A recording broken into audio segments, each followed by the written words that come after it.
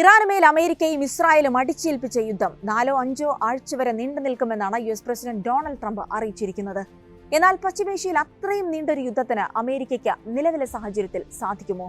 അങ്ങനെ തുടർന്നാൽ എന്തായിരിക്കും അമേരിക്കയ്ക്ക് വഹിക്കേണ്ടി വരുന്ന സാമ്പത്തിക സൈനിക ചെലവുകൾ? പരിശോധിക്കാം. സ്വാഗതം ഇൻഡെപ്തിലേക്ക്.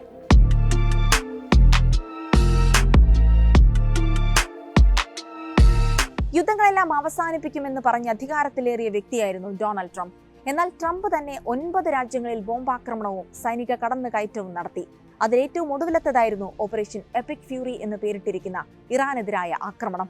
ഫെബ്രുവരി 28-ന് ട്രൂത്ത് സോഷ്യലിൽ പങ്കുവച്ച 8 മിനിറ്റ് വീഡിയോയിൽ ട്രംപ് പറയുന്നത് ഇറാനിൽ ഭരണമാറ്റം കൊണ്ടുവരികയാണ് ലക്ഷ്യമെന്നായിരുന്നു.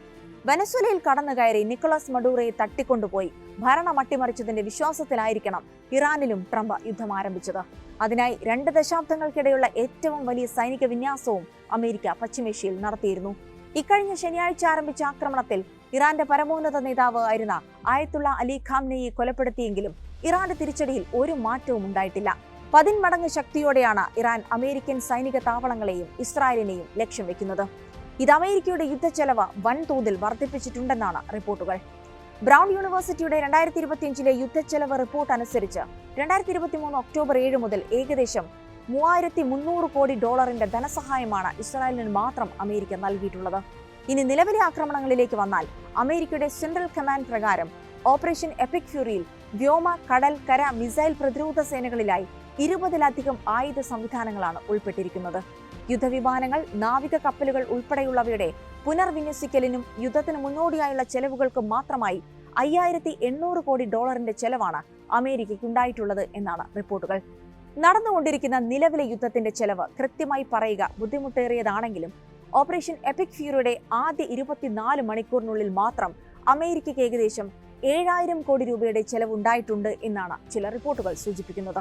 സെന്റർ ഫോർ ന്യൂ അമേരിക്കൻ സെക്യൂരിറ്റിയുടെ കണക്കനുസരിച്ച് USS ജെറാൾഡ് ആർ ഫോർഡ് പോലെയുള്ള ഒരു വിമാനവാഹിനി കപ്പൽ പ്രവർത്തിപ്പിക്കുന്നതിന് ഒരു ദിവസം ഏകദേശം $6,000 കോടി ചെലവ് വരും.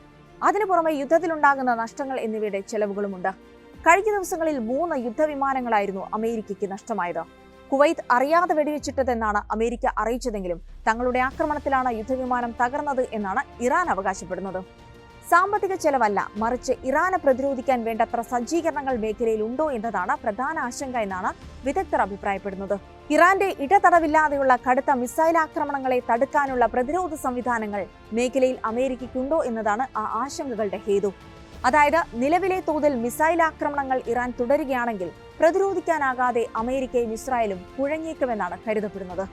നേരത്തെ 2025 12 ദിന യുദ്ധത്തിലും ഇറാന്റെ മിസൈൽ ആക്രമണത്തിന് മുന്നിൽ പിടിച്ചു നിൽക്കാൻ ഇസ്രായേലിന് കഴിയില്ലെന്ന് മനസ്സിലായപ്പോഴാണ് വെടിനിർത്തലിലേക്ക് പോയതെന്ന് അഭ്യൂഹങ്ങൾ ഉണ്ടായിരുന്നു.